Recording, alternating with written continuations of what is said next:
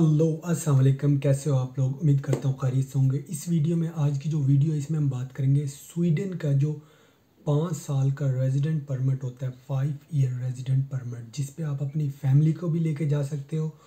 और बहुत सारे लोग इस को ये बात पता नहीं है कि स्वीडन ने जो अब न्यू रूल आया उसमें इकट्ठा एक ही वीज़ा 5 साल का इशू करना शुरू कर दिया है।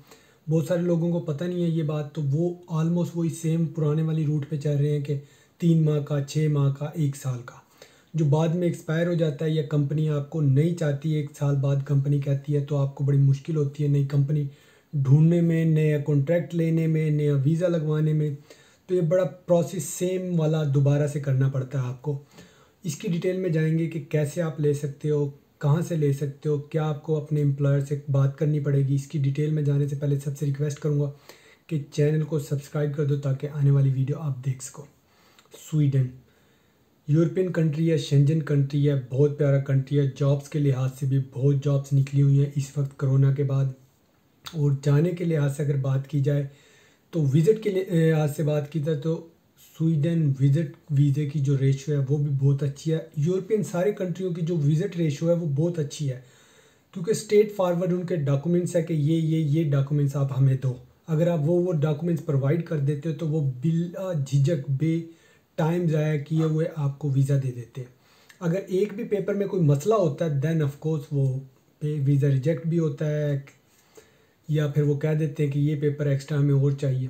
बट यूरोपियन कंट्री के ऑलमोस्ट सारे ना स्ट्रेट फॉरवर्ड डॉक्यूमेंट्स हैं, मीन्स के जो डॉक्यूमेंट उन्होंने बोले हुए हैं आप वही वाले प्रोवाइड कर दो उनको, और आपका वीज़े की आप 90% समझो कि लगेगा ही लगेगा।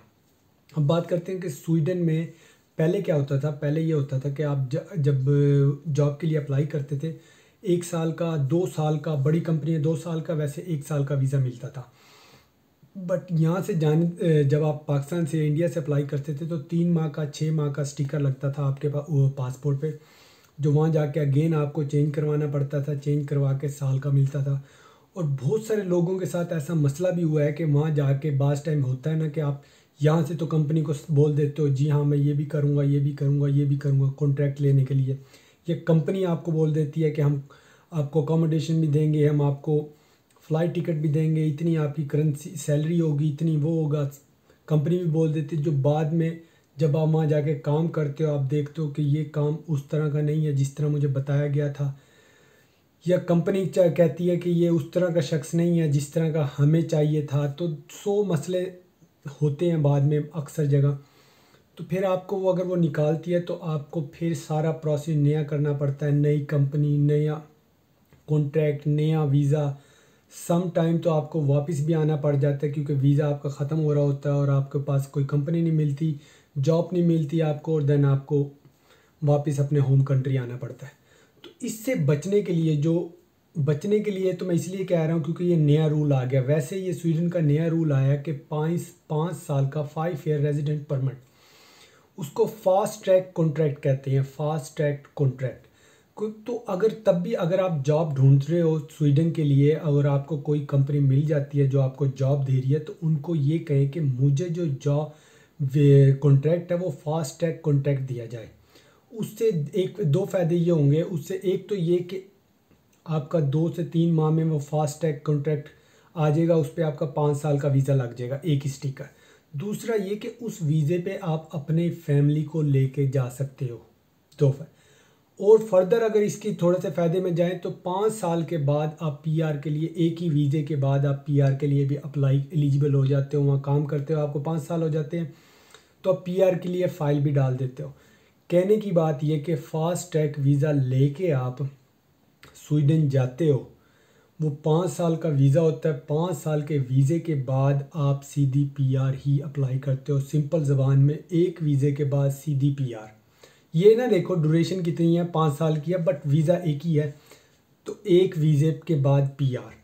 मींस के फास्ट ट्रैक का ये बहुत अच्छा फ़ायदा है कि आपको एक तो कंपनी निकालती है तो वीज़ा आपका रहता है, या आप कहीं घूमते फिरते कहीं और जॉब ढूंढ ही लेते हो, फिर कोई कॉन्ट्रैक्ट मिल ही जाता है, या तो आपके पास इतनी लिबर्टी होती है वहाँ रहने की कि आप वहाँ स्टे तो कर ही सकते हो ना। इसका ये भी बड़ा फ़ायदा होता है।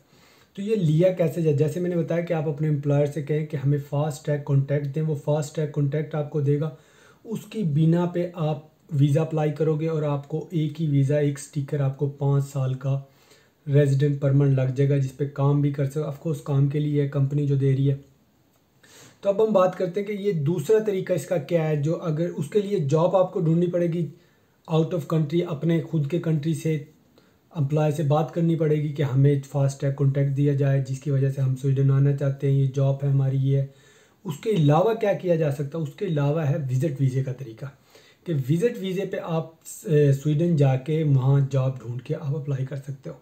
ये इसके अलावा है कि जो रिक्रूटमेंट कंपनीज होती हैं वो आपके लिए जॉब ढूंढ के देती है, देन वो आपसे पैसे चार्ज करती हैं। आप कह सकते हो कि 1000 से मीन्स 500, 700, $1000 वो आपसे ईज़िली ले लेती है जॉब ढूंढ के देने में।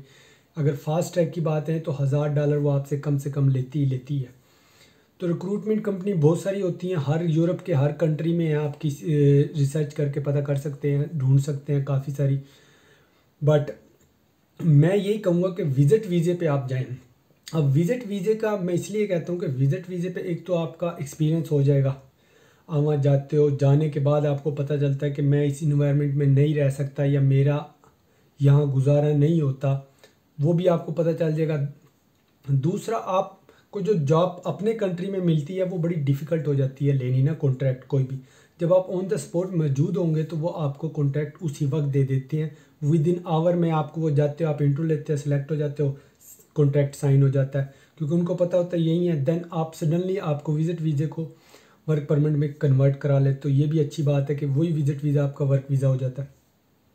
तो विज़िट वीज़े लेने के लिए जिनके आपको वही आपके पास पासपोर्ट हो, तस्वीरें हो, इंश्योरेंस हो 30,000 की जो आराम से मिल जाती है, 2-3 हज़ार रुपये की, फ़्लाइट की टिकट हो, होटल की बुकिंग हो। बट होटल की बुकिंग में इस तरह कह सकता हूँ मैं कि अगर आपके पास जॉब है फिर भी अगर विज़िट वीज़ा आप अप्लाई कर रहे हो तो देन उस जॉब वाले को आप ये कह सकते हो हमें जो अकोमोडेशन है हमें वो 10 दिन 15 दिन की प्रोवाइड कर दी जाए। या कोई स्पॉन्सर आपको कर रहा है विज़िट वीज़ा तो आप उसको भी कह सकते हो कि मुझे ना अकोमोडेशन प्रोवाइड की जाए। इससे ये होगा कि आपकी बैंक स्टेटमेंट थोड़ी भी हो तब भी चल जाएगा, शो मनी पॉकेट में मनी ना हो तब भी आपका, क्योंकि उनको पता होता है ये जिसके पास जा रहा है उसने इसका रहने का खाने का सारा इंतज़ाम उठाया हुआ है।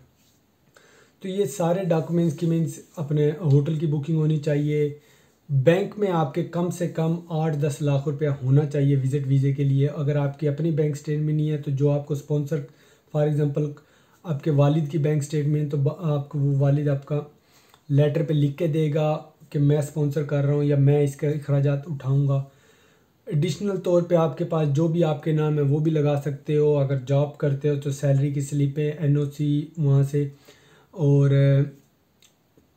जैसे वो सैलरी की स्लिप, सैलरी भी उसी अकाउंट में आनी चाहिए जिस अकाउंट की ये आप बैंक स्टेटमेंट उनको दे रहे हैं। अगर बिज़नेस करते हो तो अपने सारे बिज़नेस के document, FBR report, NTR number, family registration certificate, शादीशुदा हो तो मैरिज सर्टिफिकेट, ये सारे डॉक्यूमेंट्स आप जमा कराते हो। और याद रखना हमेशा विज़िट वीज़ा थोड़े टाइम के लिए अप्लाई किया जाए, फॉर एग्ज़ाम्पल 10 दिन, 12 दिन, हद 15 दिन, क्योंकि इससे ज़्यादा विज़िट वीज़ा जो अप्लाई करते हैं उसको विज़िट वीज़ा लगता ही नहीं है। कोई भी विज़िटर ऐसा नहीं है जो 2-2 महीने के लिए घूम फिर के है। मैंने ऐसा खुद अपनी आंखों से देखा है कि बाज़ लोग 3 महीने का विज़िट, कोई पूछने वाला हो या वीज़ा देने वाला सोचता कि 3 महीने ये वहाँ करेगा क्या विज़िट पे, इतना कितना ही बड़ा आदमी है ये, इसके कितने बैकग्राउंड में क्या चीज़ है, इसके कितनी इसकी स्ट्रॉन्ग टाइज है, जो वो फाइल देखता है वही थोड़े से पैसे, वही 3 महीने का वीज़ा, फिर वो उसको खुद ही शक हो जाता है वीज़े वाले को कि इतने वहाँ से निकलना ही निकलना है। कि होप कि ये आपको समझ आई हो कि 5 साल का रेजिडेंट परमिट कैसे लेना है आपने, क्या तब्दीली है स्वीडन के। अगर वीडियो अच्छी लगी तो लाइक करना, शेयर करना, सब्सक्राइब करना। मिलते हैं आपको अगली किसी और इन्फॉर्मेटिव वीडियो के साथ, तब तक के लिए अल्लाह हाफिज़।